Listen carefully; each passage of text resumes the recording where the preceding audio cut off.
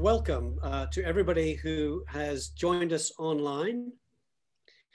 This is the first of a series of panel discussions on the future of the Turkish Republic of Northern Cyprus.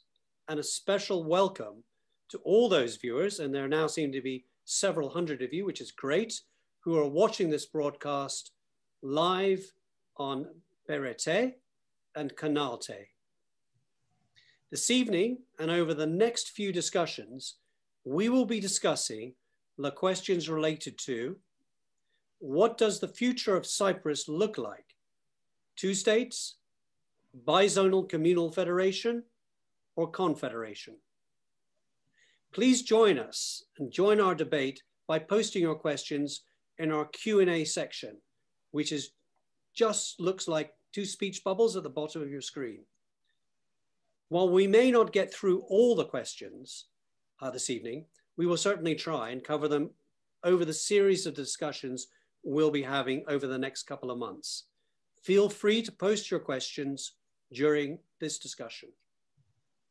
A reminder that the second and third of these series of events are scheduled for February and March 24th, again at 7 p.m. UK time. Now I'd like to read a message from the Parliamentary Undersecretary of State, the Minister for European Neighbourhood and Americas, Wendy Morton. As you will be aware, the UK continues to support comprehensive, just and lasting settlement of the Cyprus issue based on the internationally accepted model of a bizonal, bicommunal federation as set out in relevant Security Council resolutions. The event you are planning and the topics covered come at a time of increased focus on the UN process on a Cyprus settlement, which the UK continues to support. So just to reiterate what the UK government's position is, it is based on an increased focus on the UK process on a Cyprus settlement. And now we have a video message that has been sent to us from Ersin Tatar, the president, the new president, I hasten to add, of the Turkish Republic of Northern Cyprus, that we would now like to play for you. In 1960, which was a very important date in the history of Cyprus, as you all know, one of the two co-founding peoples of the Republic of Cyprus was the, obviously, Turkish Cypriots. Therefore, when we start from that date, we were as equal as Greek Cypriots. Unfortunately, in 1964, after the Turkish Cypriots were kicked out by the EOKA movement and Makarios forces, the Republic of Cyprus continued to be recognized as the only recognized state which was obviously occupied by the Greek Cypriots. Since then, this is very important, Turkish Cypriots have been running their own state. So therefore, this is a very important point that should be respected, that the Turkish Cypriots since then have been running their own affairs within their own state apparatus. First of all, it was after 1963 Turkish Cypriot administration. Then it became Turkish Cypriot autonomous state. Then it became Turkish Federated State of Cyprus after 1983 when Rauf Denktaş, our founding president, announced the Turkish Republic of Northern Cyprus. Since 1983, our state has been Turkish Republic of Northern Cyprus. Therefore, when we look at the history of Cyprus, after 1960, we have been separated, and Turkish Cypriots have been running their own state, and now the Turkish Republic of Northern Cyprus since 1983. Therefore, we say to the international community that we deserve our own state to be recognized, because throughout the history, we have, in effect, enjoyed our own sovereignty. Therefore, my policy now, as the new elected president of the Turkish Cypriots, is that we should have two equal sovereign states on the island, because we have been sovereign anyway. Whereas the Greek Cypriots, and unfortunately in the United Nations and the European Union to date, have been recognizing the Republic of Cyprus as the only state in Cyprus. And a lot of attempts, as you know, lately, including the Annan Plan and the talks at Crans-Montana, to establish a federated structure which would last on a fair and equitable basis to be sustainable, has been exhausted, because despite Turkish Cypriot good intentions, we have not had the response that we should have got from our Greek neighbors. Therefore, all those attempts have been exhausted, have been fruitless. Therefore, our new policy, and we are running this policy 100% in accordance with the Turkish government, we are saying that the new talks should be based on sovereign equality. We should have two equal and sovereign states in Cyprus. In the north, Turkish Cypriot state; in the south, Greek Cypriot state. And we also stress the fact that if we are going to have a lasting solution, it should not be on the basis of the Republic of Cyprus. We should have two new states, the one in the north and the one in the south, and they should recognize each other. Unless these two states in Cyprus recognize each other and respect what they have been doing for the last so many years, then you cannot have it lasting, and you cannot have it on a sustainable basis. Therefore, we demand our sovereignty, we demand our equality, and we, on every occasion, we communicate this aspiration, our natural right, to the international community, that we are one of the two peoples on the island, and we deserve to be as sovereign as the Greek Cypriots, and therefore, after all these years, we deserve to have our own state to be recognized. We believe that if we have a fair solution on the island based on what I have been saying, two equal sovereign states, then we will have peace and security in the whole Eastern Mediterranean, in this region, because since the high carbon energy reserves has been on the agenda, we have had a lot of, as you know, headaches, because Turkey is involved in the Eastern Mediterranean exploration rights with Greece and the Greek Cyprus, their own attempts, and therefore a lot of tension in the area. Therefore, if we have a solution based on what I've been saying, which is the realistic expectation, because whatever the international community tries to communicate to us, the fact is that we have two states on the island anyway.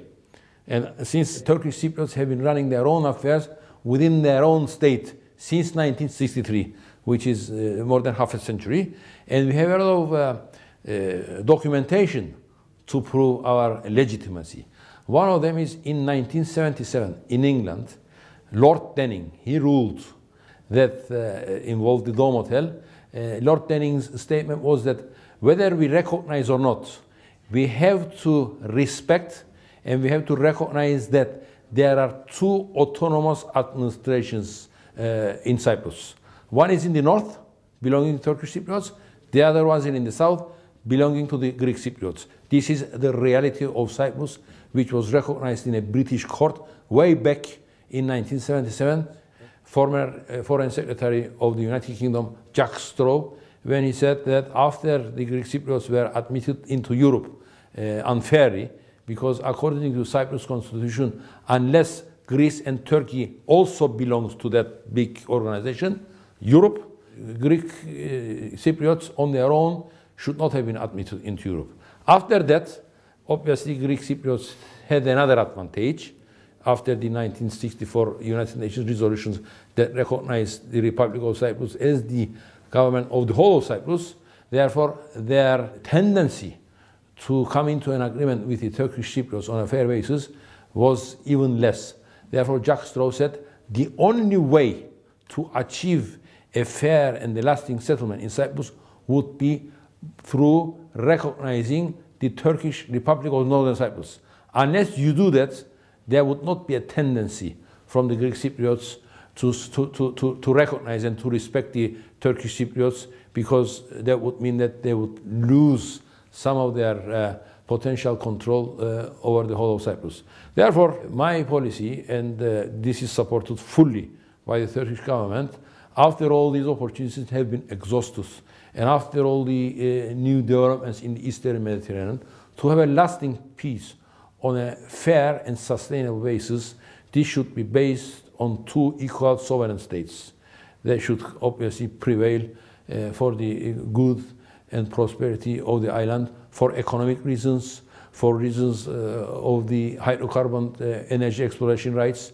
In a nutshell, this is what I would say. Thank you very much. Well, thank you very much. So now what we've had is sort of two positions effectively set out. The UK government position, which is supporting the UN process, and the new Turkish Cypriot president's approach following his election, which is now pushing for really a two-state solution.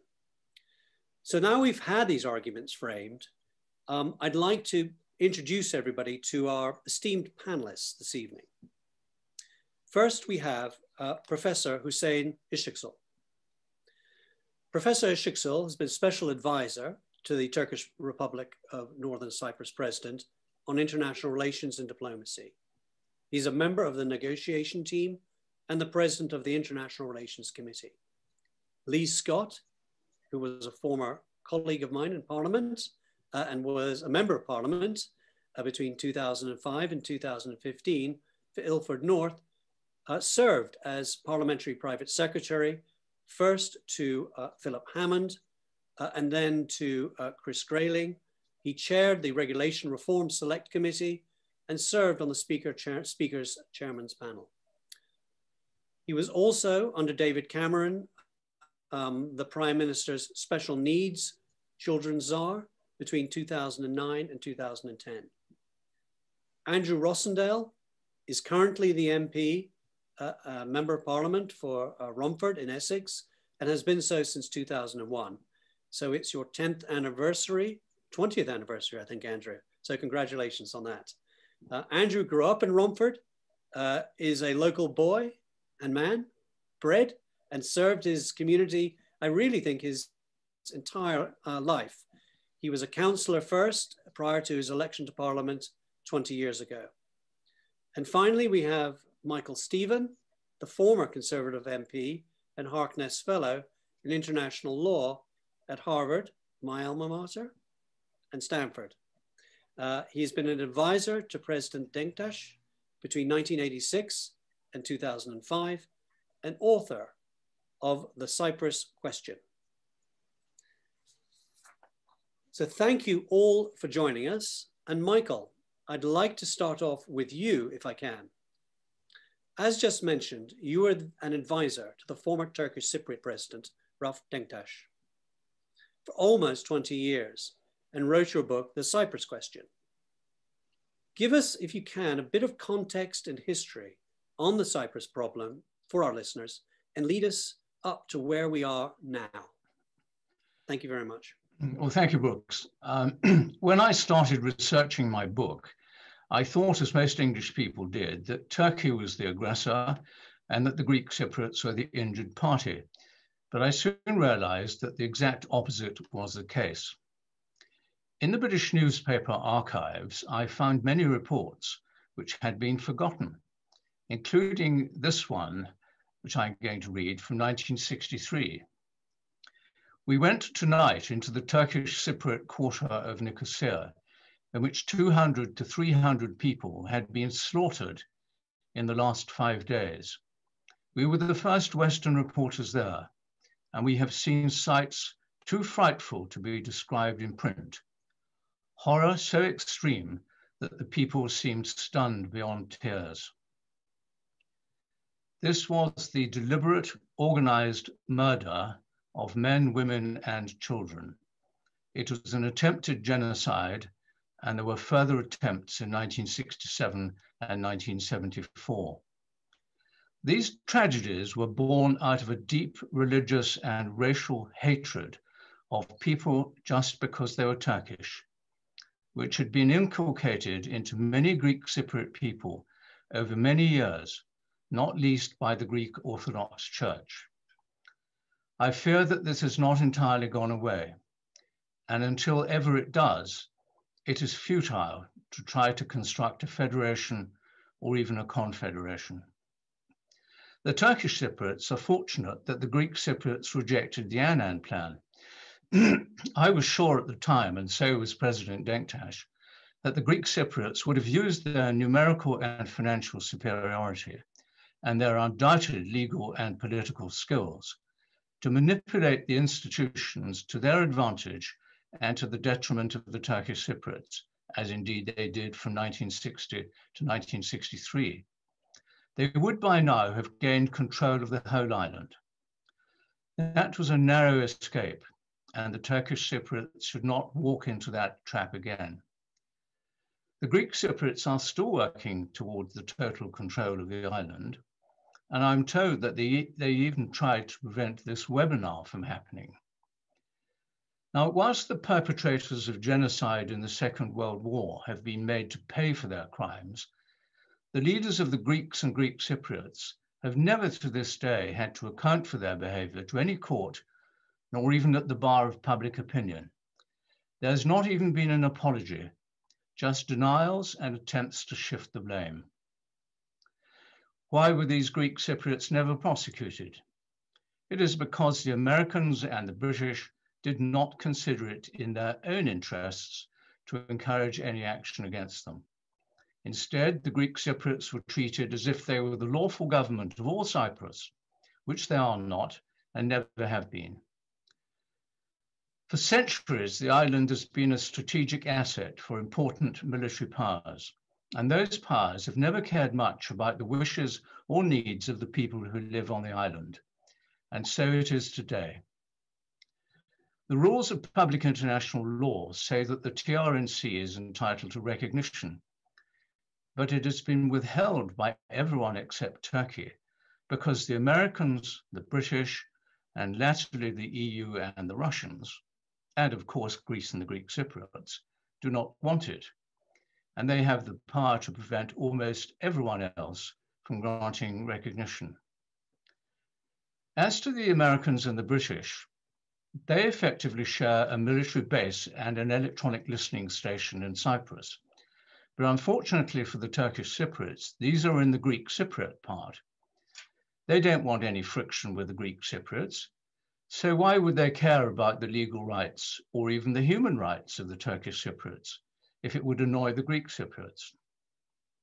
Another factor for decision makers in London and Washington is the political influence of the Greek diaspora, which the Greek Cypriots have used far more effectively than the Turkish Cypriots have used the Turkish diaspora.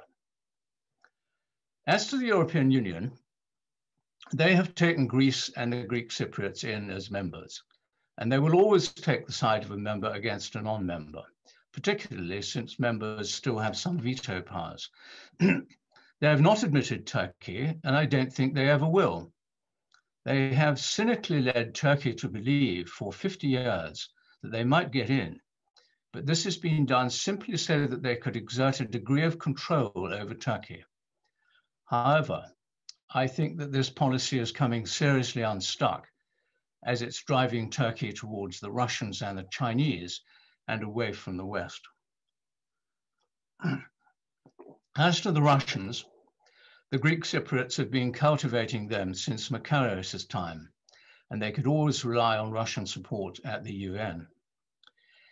Even Turkey has not used its political assets to obtain recognition for the TRNC, though I hear that this may be changing.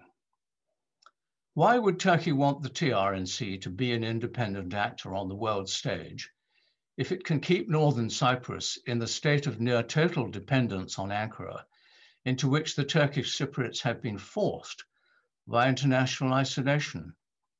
Why would Turkey want to risk being told by a recognized government of the TRNC to remove its troops from Cyprus, which it sees as essential to its own security? We are all aware that some anti-Turkish sentiment exists in the TRNC, and of course it would be actively promoted from the south and from some embassies if the TRNC gained recognition. Finally, what do I think of the UN? Well, in the darkest days, the UN troops never had the will nor the ability to protect the Turkish Cypriots from atrocities, and nor do they today. Long ago, I advised President Denktash to send them away and stop the charade of the UN talks, as they were going nowhere. And the talks simply gave the Americans and the British an excuse to say that they are supportive, as they still say today, but to maintain the embargo until an overall settlement had been achieved. President Denktash agreed with me, but said that Ankara would not let him stop the talks. The talks were also preventing Denktash himself from devoting his time and energy to improving matters within the TRNC. I think the time has now come for the international community to take Cyprus off its agenda and allow the Turkish and Greek Cypriots to deal with each other as equals and with mutual recognition, if they so wish. Will the great powers allow that? Of course not. Do I think the 5+ UN talks will achieve anything? No, unless there has been a change of attitude on the part of those powers. I don't think a federation or even a confederation would work because the differences are too deep for the foreseeable future. There would be nothing but trouble. In my view, the peoples of Cyprus will remain for the foreseeable future as pawns in the great game of geopolitics, where legal rules are respected only if they serve the interests of the powerful. We live in an imperfect world, but fortunately for the Turkish Cypriots, their country is a safe and pleasant place to live. Thank you, Michael, for that tour de force on the history of Northern Cyprus and the geopolitics around really what the Northern Cyprus and Cyprus as a whole is facing today. I think I'd like to maybe begin with Professor Işıksel. And I guess the first question that I'd like to ask is, what do you see as the future of Cyprus? Is it going to be a two-state solution? Is it going to be a bizonal, bicommunal federation or a confederation? And you can take as much time as you'd like, given this is your sort of opening pitch. Thank you, Brooks. You are asking such a good questions, and it's not easy to answer, of course, with few sentences. But let me first of all set my warm greetings from the Presidential Palace of the Turkish Republic of Northern Cyprus in Nicosia. I would like to thank to Council of Turkish Cypriot Association, British Turkish Cypriot Association, and Circle Foundation for organizing such a wonderful event and inviting me. As you mentioned, the program is broadcasting live in Turkish national channel in North Cyprus, BRT, and also popular private channel, Kanal T. And also TRT will also make some summaries, I think, Turkish national channel.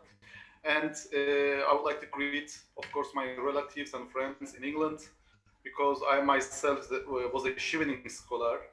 I got the opportunity to study in England at Warwick, do my master's and PhD with the scholarship from the British Council. So first of all, I'm coming from an academic background. I am very alien to diplomatic circles. So therefore, let me apologize firsthand for my unorthodox standing, and I will be very frank and outspoken in my presentation. So let me start with my preliminary observation, which is the current status quo is unacceptable, arguably, both for the Greek Cypriots and Turkish Cypriots. In the further stages, if I have time, I will explain in detail why it's also not good for the Greek Cypriots, because many people will know that it's not good for the Turkish Cypriots, but I argue that it's also the status quo is not good for the Greek Cypriots too. So the second observation is we are seeing the rising significance of the negative peace all around the world.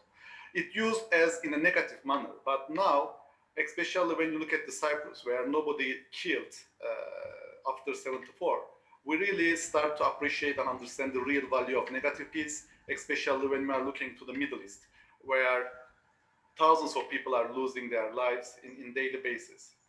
My other observation is hydrocarbon resources in the Eastern Mediterranean could lead to a conflict in already fragile and unstable region, and this fact further increase a solution in Cyprus. So I would like to start with this. I don't know whether it's visible. It's a historic Turkish paper dated 3rd of June 1968. So 3rd of June 1968. And it says that Denktaş and Klarides, as the leaders of both countries, they landed to Beirut. And they are staying in the same hotel. And just below here, there's something very significant. It says that nobody knows how long the negotiations will continue. So from 1968 on, we have such a long negotiations that never come to an end. But there's a good side of this long negotiation. What's the good side is, now we all know what does not and will not work in Cyprus. As Einstein perfectly stated, insanity is doing the same thing over and over again and expecting different results. So we see that the negotiation process is failed. We need to think outside of the box. We need to think about new alternatives. We have to come with new ideas. And even the Secretary General, in his report, he used a new wording of this time must be different, which is very remarkable. So when we are looking from the Turkish Cypriot side, what we want? First of all, we want a solution. But we want a just and sustainable solution, not a short-lived ones as happened in 1960. So how are we going to achieve this? It should be based on sovereign equality of both sides, where one party directly or indirectly cannot impose its will, its authority, its sovereignty over the other. And we believe that once this achieved, then cooperative relations between two sides may afterwards develop. So we don't see our Greek neighbors as our enemies. We see them as our partners, and we got lots of opportunities that we can grasp together. But the realization of this vision naturally requires mutual respect, not only by words, but also in practice.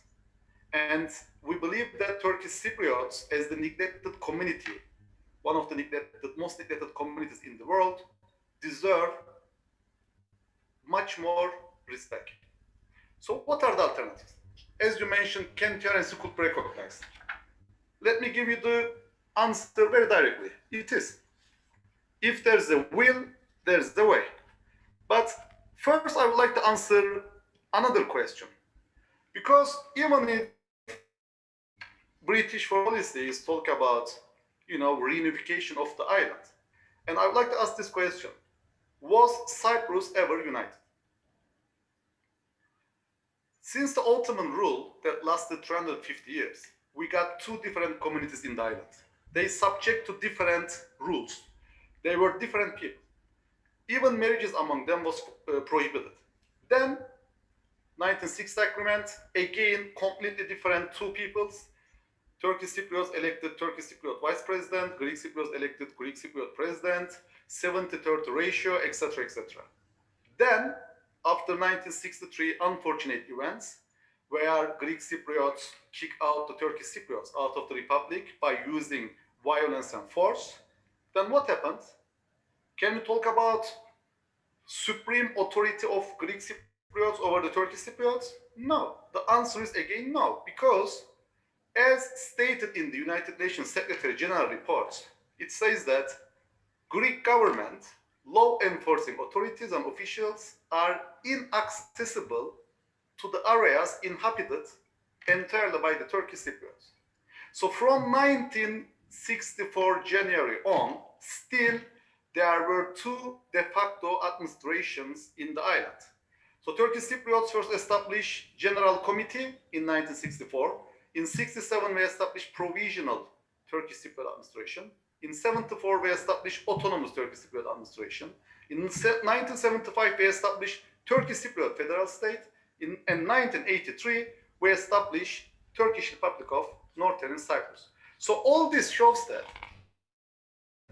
never united, and Turkish Cypriots never accepted the authority, will, or sovereignty of Greek Cypriots, even in their darkest days.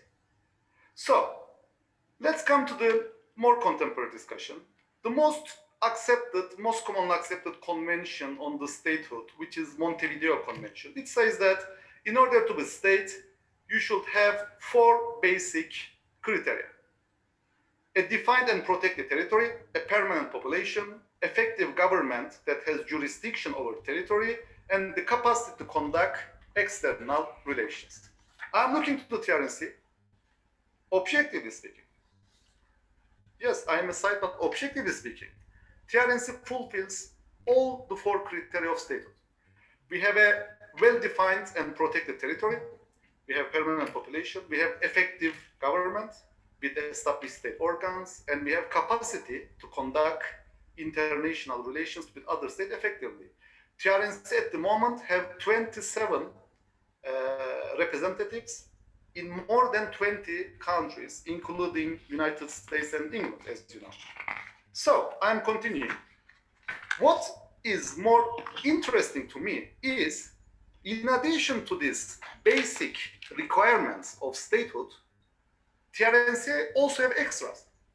What are the extras? We have democratically elected government, and we have respect for rule of law, which is absent in many countries in the world that are recognized. So this is, accordingly, brings a strong moral case, which even stronger legal arguments can develop. And in this respect, I would like to remind you that every critical decision Turkish Cypriot administration took, it approved by the referendum by the people. So it was never top to bottom decision. It's always approved by the people. And most importantly, today there are many states that are recognized, but we call them failed states. So although they are recognized, they cannot pay their wages, they cannot control their territories, they don't even have de facto control over their territories, which is once more demonstrated that TRNC is much more successful than most of its counterparts. So, although TRNC, having all these criteria, have its effective control, as you know, that infamous United Nations Security Council Resolution 541 declared the withdrawal of this declaration and called the other state to not recognize TRNC and only Republic of Cyprus. So here, the question that comes to my mind, like most of the people's minds, does the Security Council have this judicial capacity to decide about the recognition of a state or a validity or legality of a state? Do they have this capacity? The answer is no. So Security Council decision was a political one. So if it's a political one, then naturally it can be changed automatically. So I'm coming to the contemporary point. We all know who rejected the Annan Plan. Professor Şıksel, can you wind up in the next minute though, because we have lots of questions and other speakers. All right. Yeah, thank you. Okay. Then I would like to answer what is our position, what's our new position in the next question, if you want, Brooks. Okay. Okay. Cheers. Okay. Thank you very much again for a very thorough briefing. I think it's incredibly appreciated. I think maybe quickly turn to Andrew. Andrew, what do you see as the future of Cyprus looking like? Is it effectively going to be, 2 states within one country, or a completely 2-state solution as currently being proposed by the new president? Well, good evening, Brooks. Thank you very much for hosting this evening. I'm really pleased to be able to join you tonight. I have been interested in the Cyprus issue for many years now, having been to Cyprus on large numbers of occasions for different meetings with political parties, both in the Republic of Cyprus and in the Turkish Republic of Northern Cyprus. And as Michael Stephen said at the start of his remarks, when I first went to Cyprus and first learned about the issues there, I assumed that there was one aggressor and there was one victim. But it's only over the years of meeting both members of both communities, of engaging with the politicians on both sides, and in making up my own mind, that I came to the view that actually it's a lot more complicated than we have been led to believe. And over the years, I have argued for different solutions to Cyprus, all of which are based on what has to be a consensus between both communities. There cannot be an imposed solution by the EU or the UN or anybody else. There has to be a consensus to resolve this issue. So I came up with all sorts of ideas about confederation of one sort or another. I even suggested that maybe Cyprus should return to a Commonwealth of Cyprus and have a neutral head of state, such as the Queen. The Queen used to be the head of state of Cyprus and have two equal communities within a Commonwealth, a federation. And actually, a lot of people in Northern Cyprus were very supportive of that suggestion. And I still think that's something that should not be ruled out. However, I think that as time has gone on, and I remember going to Cyprus in 2006, meeting some of my friends on the Greek side, and they said to me then that they were worried that unless things get resolved within a few years, that generations will come and go, and in the end, maybe there will never be a solution to this. And I rather felt that they were correct. And that was a long time ago. That was now like 15 years ago. And even now, I don't think we're any closer to any type of solution. So there is only two solutions. Either the communities, both communities come together and form some kind of federation, whereby I think you would have to have a neutral or revolving head of state, where effectively you have two communities totally autonomous within one nation state.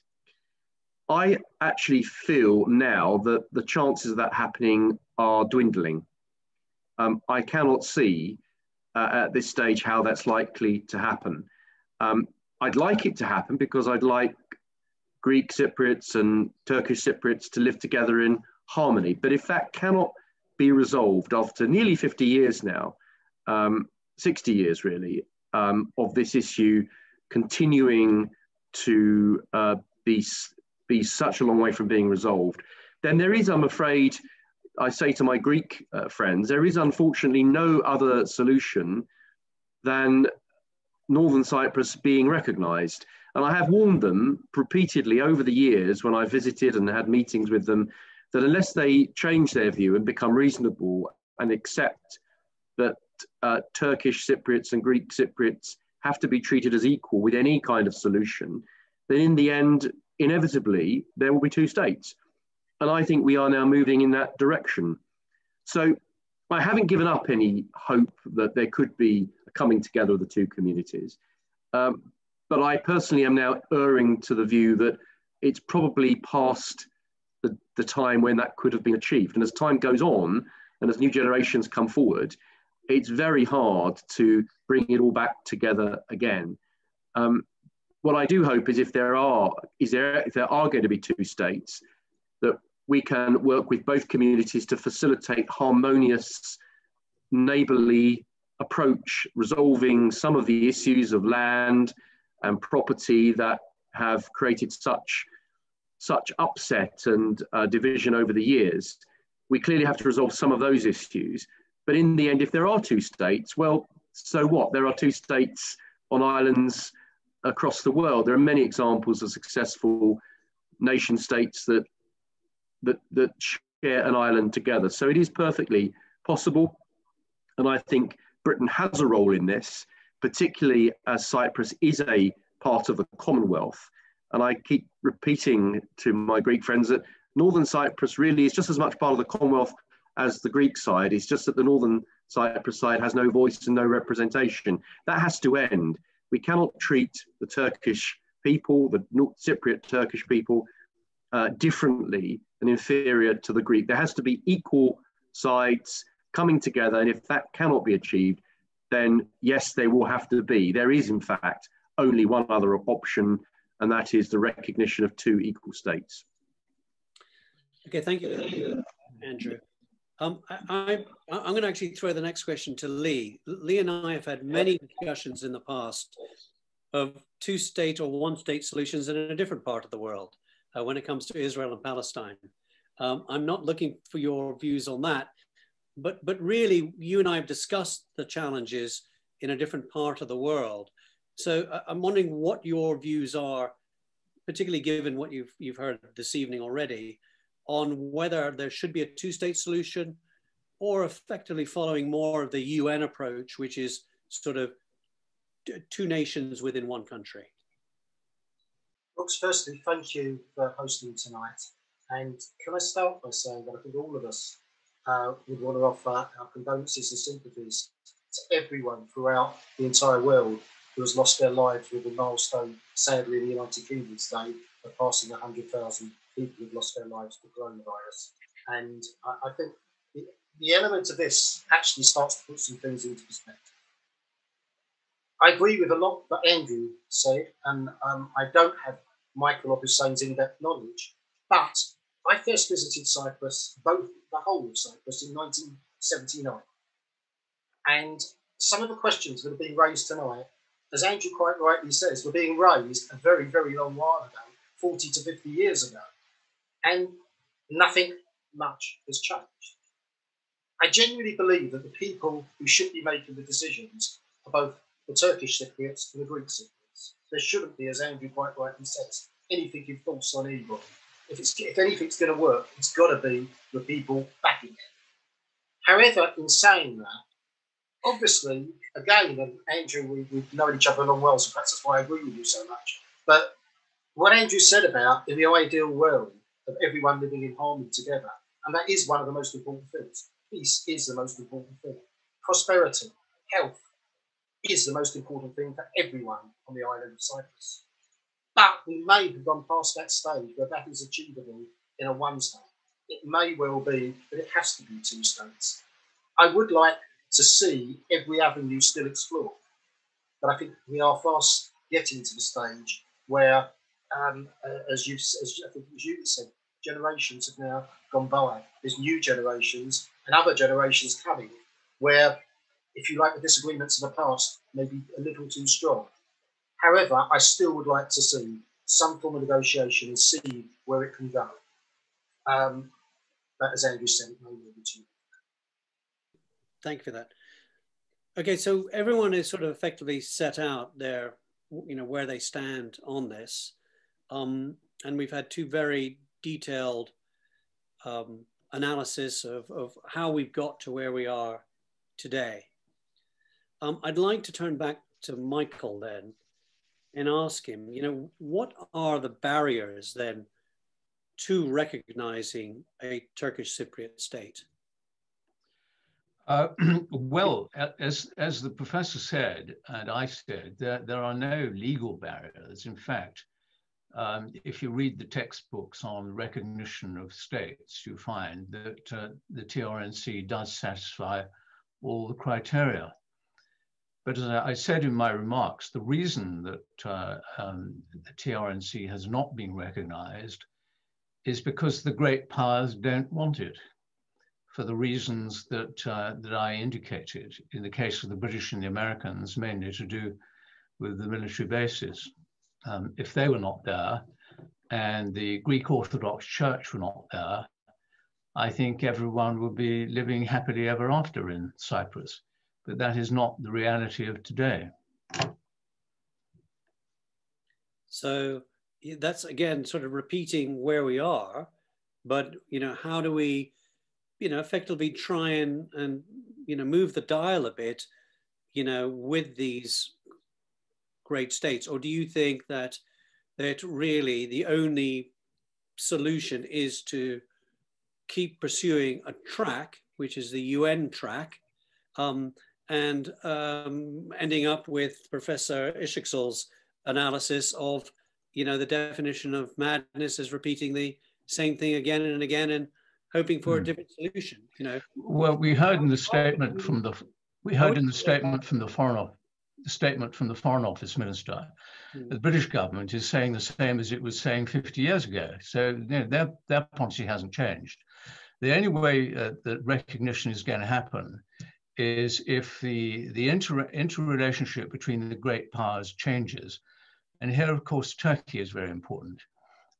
Does Turkey have something that the others want? Is Turkey in a position to play its cards rather more skillfully than it currently has on the international scene? Is somebody, Turkey or anybody else, going to be in a position to break the logjam, which is what it is, the entrenched positions of the Americans, the British, the Russians, and the European Union? And of course, you can take it for granted the entrenched positions of the Greeks and the Greek Cypriots as well. So can you break the great power logjam? If you can't, then the status quo will go on forever. And I sometimes get a little bit upset when people talk about a solution as if the solution must involve some kind of unification between the Greek and Turkish Cypriots. As the professor has said, there never has been any unification. So why are we trying to force these two peoples into a marriage that they don't want? And it's very obvious. They've tried very hard. And a lot of people have tried to help them. And it won't work. These two people are not made to be married. They need to live in separate houses, dealing with each other with mutual respect, and hopefully being helped rather than hindered by the rest of the world. Right, thank you for that. To give Turkey some credit on this issue, they've got a lot of pressure points that they're facing today. So yeah. I think if Turkey is using its cards with the international community, I think the question is how do we raise Northern Cyprus on their agenda so they can use their leverage? They've used their leverage to enormous effect with the Americans, with the Russians. They have chosen to date not to do that in Cyprus. Yeah. So I think you're right. They can use their leverage. They just haven't chosen to at this stage. So I'd like to go to Professor Ishiksel. So again, what do you see as the barriers? And if you can keep it reasonably succinct, because in about 8 minutes, we need to turn it over to the wider public who have sent in over 50 questions so far. So if you can keep it to 2 or 3 minutes, that would be great. Well, Brooks, you're asking me the mission impossible. In 2 minutes, though. Okay, let me try to put it like this. First of all, how the international community understand the so-called peace in Cyprus thus far is to listen to the Greek community and having empathy to their solution, and they did not have a good and sufficient analysis of a real understanding of peace, and they couldn't understand the international let's say structure and conjecture and which is demonstrated this perception is wrong. So we believe that the only solution, only sustainable solution in Cyprus is only sovereign equality of the two parties. And I would like to remind you that as the Turkish Republic of Northern Cyprus, we are holding the key and we see ourselves as a shock observer. In a means that the Greek Cypriots actually could benefit from their recognition and relations with Turkey in tourism, in water, in electricity, in every single field that you can imagine. But we are holding the key as Turkish Cypriots, let's say the key of these relations. In order to exploit the hydrocarbon resources for the Greek Cypriots, they need to have settlement in Cyprus. And everybody knows that carrying the gas to Europe beyond Turkey is at least 7 times cheaper, more profitable than risking it to thousands of kilometers through the imaginary ISMET project. Plus, they will cut their military budget and add this money to their economy, which the Greek Cypriots spending huge amounts of money, on this expending. So let me finish with what shouldn't be. As British High Commissioner Stefan Lilly recently stated on his on the official account, he said that only through reunification will Cyprus be able to achieve the full potential as a hub prosperity and stability. First of all, there shouldn't be any straitjacket and prejudgment like Mr. Lilly did, because we will not go anywhere with such a enforced, such a straitjacket statements. Right. And I have many things to do, but you are forcing. But let me finish this part like this. We should all know that any enforced peace in Cyprus will kill all the other pieces within the island. So, and nobody can risk it. None of the great powers, none of the regional powers can risk to endanger the peace, the real peace in Cyprus, in order to enforce the peace in terms of Greek understanding. Thank you for that. Okay, I'm going to throw a quick, so maybe a Brexit question to Andrew, if Andrew is there. In a sort of post-Brexit world where we're no longer part of the EU, is there anything that the UK government can do in a sort of positive way to overcome some of the barriers that we've just heard about? Yes, I think first of all, the fact that the United Kingdom is now no longer a member of the European Union means that we are free to make our own decisions again in a whole range of areas. And one of those areas is foreign policy. We were free before, but we were still tied in to common foreign policy via the EU. But now we are unchained from that, and we can truly get back to making our own decisions again, not only in Britain's interests, but the interests of our friends around the world, whereas previously it was much harder to do. And it's particularly hard to do when it comes to Cyprus whilst we were in the EU, because clearly Cyprus and Greece are members of the EU, and therefore we felt obliged to follow the same policy that they were adopting. We can break free of that now, and I certainly urge our government to look afresh at the issues relating to Cyprus and to think about a different approach going forward. And I say that because I don't believe that's in the United Kingdom's interests to be seen to be on one side only. We have taken the Greek Cypriot side for too long. It's achieved nothing. That now needs to change. We now need to be friends to both communities. But at the same time, we need to protect our own sovereign territories on the island of Cyprus. There are two sovereign base areas, but they are overseas territories legally. So they are British sovereign territory, and we need to look after those and defend them.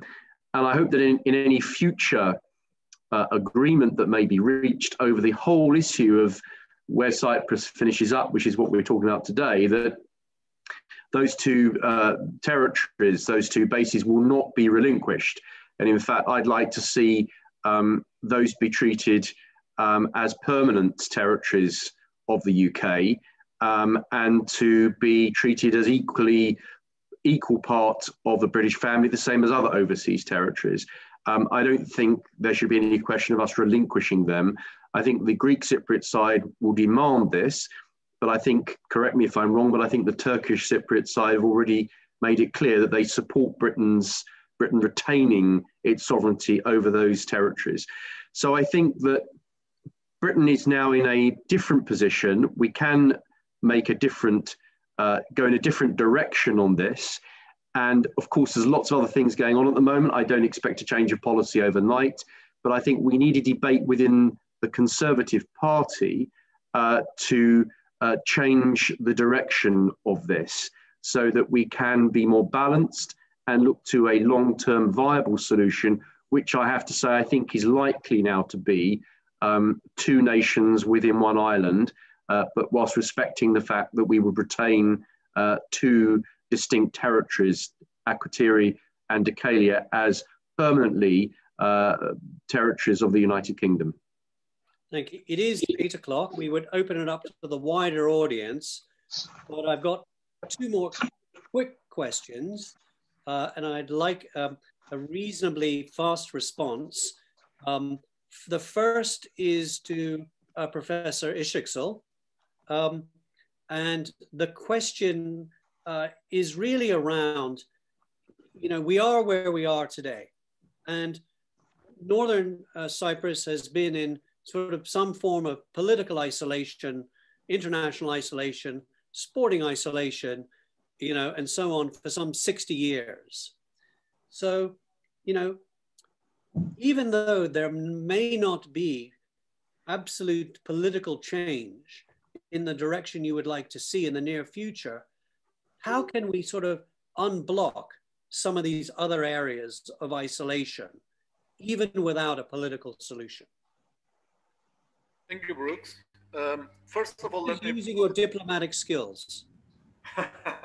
Yeah, I will do my best. But let me tell you this, we have a new leadership, we have a new understanding, and we won't stay as political prisoners of the Greek Cypriots anymore. We are so determined about this, and we will move forward. How we will move forward is, we are not out of choices. So first of all, we can have a recognition, like in the case of Kosovo. How it could happen, let me very briefly explain. For instance, in the Annan plan, which is rejected by the Greek Cypriots, it given us a new state of affairs. And it says that Turkish Cypriot state.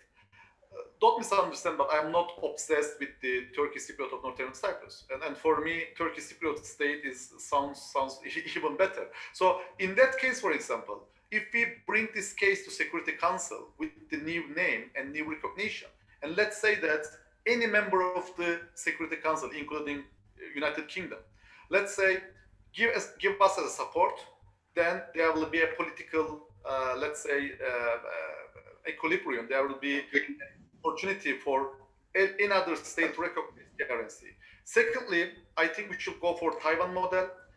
As we all know that the Turkish Cypriots are under the embargoes, as you mentioned, but what is the meaning of the embargoes? I mean, can anyone explain me what is the objective, what is the purpose, and what is the result of the embargoes? It's inhuman. It's nothing to do with political rights, first of all. It's our human rights to have a free trade, free traveling, sport activities, etc., etc.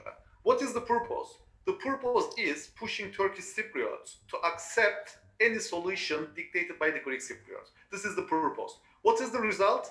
The result is not like this. The only result is Turkish Cypriots are becoming more dependent to Turkey. So is it what international community want to see? This is the question they should ask themselves. And I think step by step, we can break these inhuman embargoes. And finally, as I said, we are not out of choices. And this is nothing to do with my official position. This is my all personal argument. I don't want to let floor for any misunderstanding. But also Hong Kong or Monaco model is on the table. Because as I said, we will go forward. We will finish this inhuman isolation, embargoes in any means, and we are not out of alternatives. And as the last resort, we can think about Hong Kong or Monaco model, where our security is protected by Turkey, and we can use Turkey as in order to get touch with the world and export our products and etc. etc. Great. Okay, thank you for that. Okay, so I'm going to my next question is to Lee, but I've got a question also from the audience, from Alp, and I'm going to sort of tie the two questions together. So Alp asks do you envisage a better trading relationship due to Brexit? This is to Lee, and this ties in, I think, with your sort of interest in business. And, could business be brought to the island to help ease the isolation that the people of Northern Cyprus currently feel? The answer to that is yes. There are a number of businesses that I've dealt with, both in the United Kingdom and beyond the United Kingdom, who would be interested in opening businesses in Northern Cyprus and indeed in southern Cyprus. They would be happy to do that. They would want various guarantees, because I think there is an elephant in the room of people harping back to the past where perhaps businesses were, during more difficult times, were not able to be sustained and they were forced out, basically. So they would want certain guarantees given, but there is golden opportunities for business and golden opportunities, and I think this might be a key to prosperity for everyone on the island of Cyprus, to actually bring this investment in. Obviously, and I take Michael's point, I'm not going to use the word solution. I'm going to use the word a resolution to try and sort things out, whether it be a two-state or not. But to sort that out would enable the businesses to come in, enable the people of Northern Cyprus to prosper, and enable business to be done. And as Andrew said, we are now outside of the European Union. The United Kingdom is back in control of its own destiny. And again, on foreign policy, although we did have our own foreign policy, I think that Andrew is perfectly right. That was, to a certain element, dictated to by what the EU's overriding rule was. So, yeah, I do see great opportunities for business, and I think it's to everyone's benefit. Good. Okay, thank you for that. Okay, so this is a question from Osman, which I'm going to pose to Michael. In April 2004, after Turkish Cypriots had voted yes to the Annan plan, the EU proclaimed its commitment to end the isolation of Turkish Cypriots. In practice, and from a legal perspective, why has this never happened? Well, it just shows you can't trust anything the EU says. And I'm also rather glad we voted for Brexit. No, it's simply because of the pressure that the Greeks and the Greek Cypriots are able to bring to bear. Unless they change their mind, or somebody persuades them to change their mind, nothing's going to happen. Okay, Professor Işıksel, given how the votes played out, back in sort of 2004, what from a legal perspective, why has this never happened? Thank you for this question. One of my PhDs, I have two PhDs, one is about European Union, and I'm sorry to say this, but European Union has many problems. And one of the problems is even smaller state like Cyprus, Republic of Cyprus, can blockade the whole organization political will. So why it happens is that because we are not very alien to double standards regulated by the European Union, and there is a Greece open blackmail to the other member states in terms of blockading the enlargement process. And so when you take all this into account, we see that European Union, unfortunately, is not a fair moderator or fair actor in Cyprus problem. So since because of their rules that binding themselves, we can never expect a fair treatment by the European Union, unfortunately. Thank you for that. Okay, this is a question from Fevzi. The British government's position is to support the reunification of Cyprus. Does the panel feel that any move away from that idea becomes unrealistic? So if the reality out there is, the UN, the US, the UK is saying they want to keep Cyprus as one, is it really being unrealistic to expect anything else to sort of happen? And maybe I'll push this back to Michael. Well, I think it is unrealistic. The fate of the people of Cyprus is decided in Washington, London, and Brussels, and to some extent Moscow as well. Those are the people who have their hands on the levers of power. They're the people who can make the decisions. Nothing that the people of Cyprus may say or do matters a jot to them. They're concerned only with their own strategic interests. So the big player in this pack, of course, is Turkey. And it depends how Turkey plays its cards vis-a-vis those other players. The people of Cyprus can go on talking until the cows come home, and we can, at least our children or grandchildren, can have this seminar like this in 50 years' time, unless the big powers, or one of them, changes their mind. So I mean, Andrew, you're a member of Parliament. The Conservative Party are in power today. You have a voice in the party, a strong voice. How are you going to try and fight against the reality on the ground, which is the Foreign Office position, which is to really keep following really the sort of the UN trajectory, and really what the major powers out there want to see, which seems to be, currently keeping Cyprus as one state, effectively. I sort of answer by referring to my previous answer, really, that because of Brexit, because of Britain being outside the European Union, we've got to seize this opportunity now to do different things and be different and look at new ideas and to think about Britain's interests and our historical friends and how we rekindle some of those relationships. And I'm an advocate of doing more with the Commonwealth, for instance, far more than we have done in recent years. That's been a neglected relationship. I think we can do more to support Israel, actually, and I think we should look at that as well. I think we should do more to support Taiwan. I think that their situation is perilous, and I think we should do a lot more to give them support and recognition.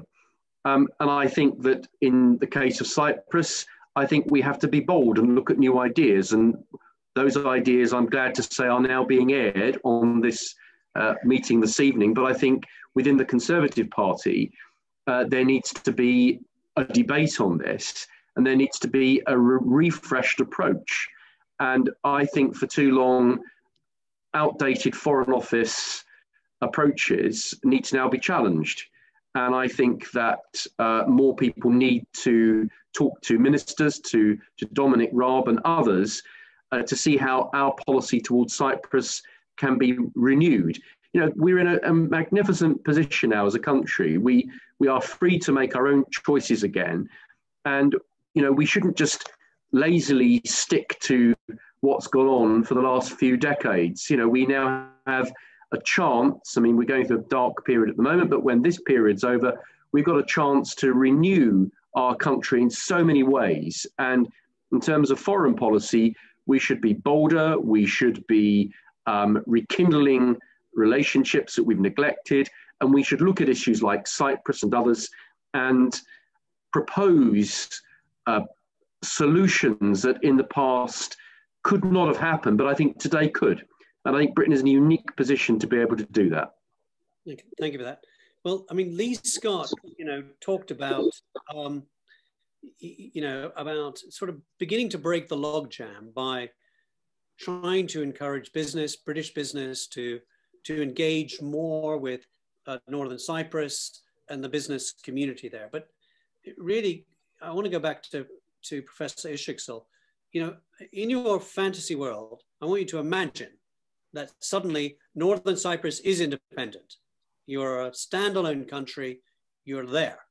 A little bit like the sort of arguments that have been drawn out on Scotland. Do you think that an independent TRNC could actually stand on its own 2 feet economically? Thank you, Brooks. Yes, I honestly believe, because when we look at the sectors in the TRNC, we see that we got some sectors which are really good. One of them is tourism sector, as you know. Also, we can add entertainment sector maybe, and also education sector. Mm-hmm. Now we have more than 30 universities in the island, and North Cyprus is a very safe place to live. both in terms of pandemic and in terms of general overall security. We have very good lecturers here all around the world. We have students more than 100 countries. So just in my imaginary world, why not we have students from all around the world, not only from 80 countries, but from 173 countries, and plus we have lots of tourists everywhere. So, and I also believe that when we break this isolation, we may also have some sectors that could develop, especially software industry, in an island where there's a short distances and where you can establish a strong infrastructure. I think all of these are possible. Okay, thank you for that. Okay, this is sort of quite a narrow question from Erden. Erden asks, after the recent events between Azerbaijan and Armenia, in addition to Turkey's now supporting 2 states in Cyprus, what do you think the likelihood is of Azerbaijan officially recognizing the TRNC? And if they do so, do you think this would have a positive knock-on effect with other nations perhaps recognizing the TRNC? If I may, Brooks, geopolitical question. If I may, Brooks, I genuinely think that if Azerbaijan did recognise the TRNC, then it would have a major impact on a number of other countries around the world. I really do. Right. And actually, what do you, given your knowledge of Israel, for example, and the sort of almost ambivalent relationship that they've had in recent years with Turkey, do you think, which side of the fence do you think Israel might fall on this? I think it would be fair to say you could ask me that question after the March elections to see who the Prime Minister and the government is. It's a very, of a moment, as you know only too well, but I think this is the 3rd election in the last 2 years. Right. And until that election has been held, very difficult to say, depending on who the Prime Minister is, who the coalition partners is in forming the government, which is always the case in Israel. So it's a difficult question to answer at this moment. But if you ask me in late March, I may well be able to answer that question a little better. Okay. I mean, this is always the challenge countries have, is who's going to stick their neck out first in recognizing somebody. And obviously, I think somebody raised earlier the issue of Taiwan. Taiwan for a long time, for certainly 75 years almost, has sort of been out there on its own with people dealing with it, trading with it, having sporting events with it and so on, but nobody really sticking their neck out to say, I'm going to recognize you as an independent country. The reason for that is because China and the economic power of China has prevented that from happening. So I guess in order to accelerate that happening, the only way that can happen really is, I suppose, is for Turkey to use its leverage, which again, I don't see that happening in the short run, given their other preoccupations at this stage. But I just wondered if either Professor Işıksel or Michael, if you felt there might be a knock-on effect with Azerbaijan finally recognizing the TRNC or not. Okay, I'll go to Michael first.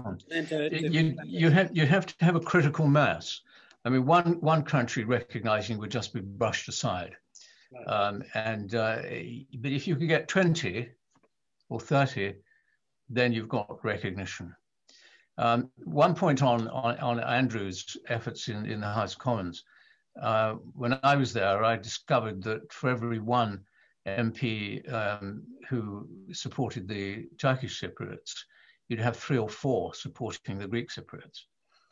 So the balance of power within the parliament and certainly within the Conservative Party, when you think of who some of the big donors are, you're going to have an uphill struggle to change the mind of the Conservative Party in favour of the Turkish Cypriots. And the British government's policy is not run by politicians. It's not run by the Dominic Raabs and the William Hagues of this world. It's run by the mandarins, the civil servants in the Foreign Office who have always run British foreign policy towards Cyprus. and their sticky hands can be seen on this to this day. Okay, Andrew, I'm going to ask you to hold that thought because I'm reading your mind now. But I want Professor Işıksal wanted to respond to this just briefly, though, because we now have over 83 questions to go through in 10 minutes. Well, first of all, Mr. Stephen just steal my words. I was just exactly going to say the same thing, because if we are expecting one-to-one recognition, it will not work. Like, because of the international pressure, they will withdraw their recognition, as in the case of Bangladesh and Pakistan. But as Stefan very rightly underlined, if there's a 20 countries recognition simultaneously at the same time, then it may have, a big effect, and I don't think they will withdraw their recognition if we reach to something 20. And let me tell you that I will not give you names, but I can say that there are at least 10 countries who are ready to recognize TRNC actually. Right. Okay. So this is now my question for Andrew. The Commonwealth was mentioned earlier. And do you think it's realistic that perhaps the TRNC could apply to actually join the Commonwealth? And how could this practically happen? I mean, we've seen 3 countries already who were not previously in the Commonwealth join the Commonwealth in the past sort of 20 years. So I'm wondering, could TRNC be the 4th one?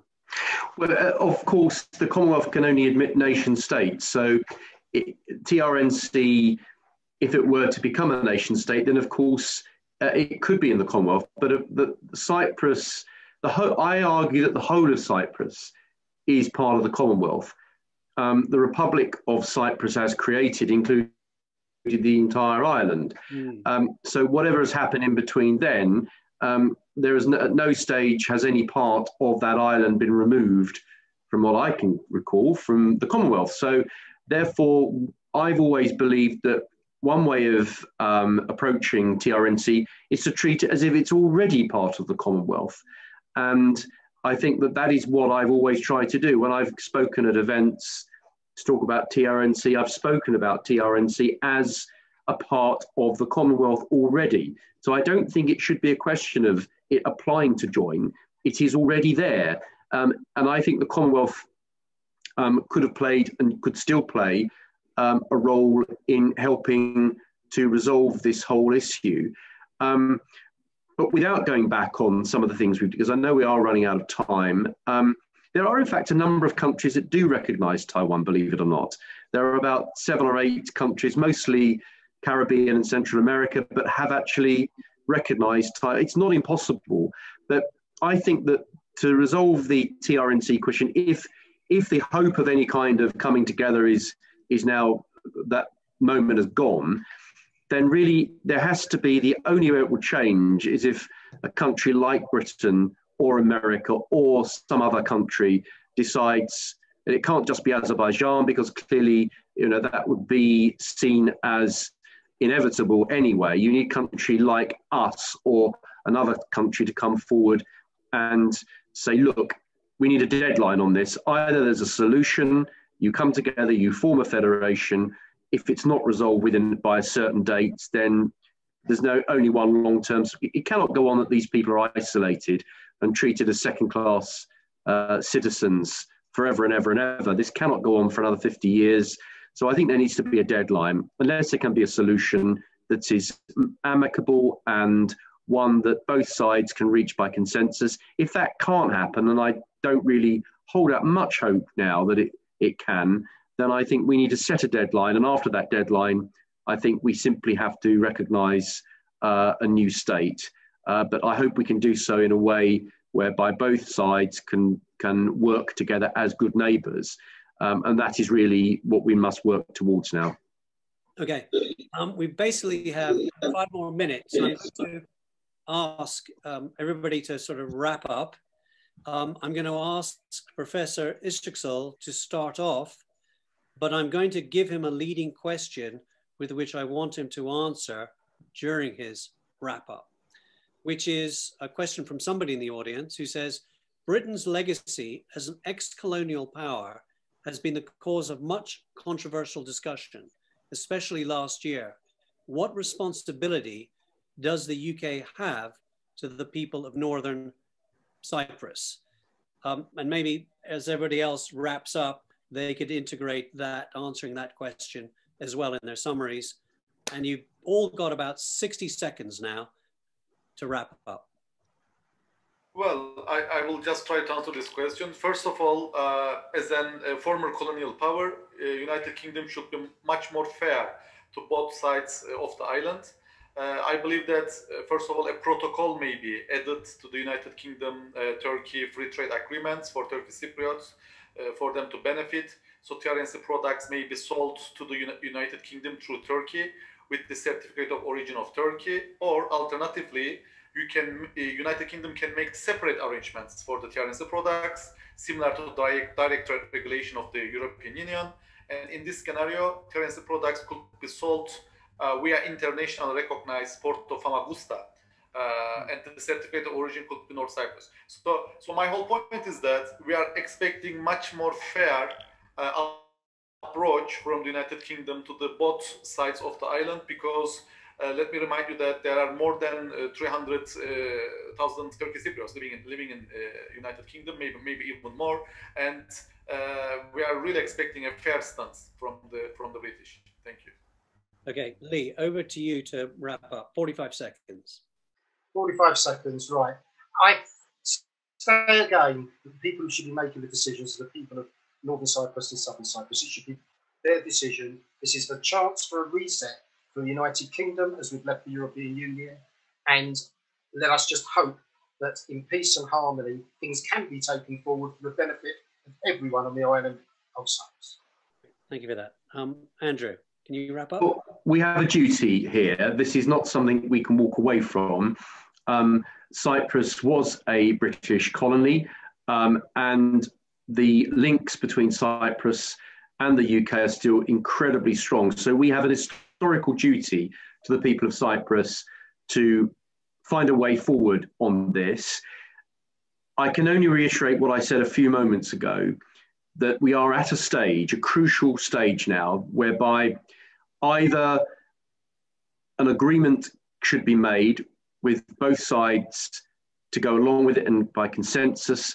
And if that cannot be achieved, and the chances of it being achieved are now dwindling as we speak, I feel that there has to be a date set whereby we recognize the fact that there is no alternative but to have two separate nation states within one island, but hopefully ones that will get on well, be good neighbors, and share peacefully that territory.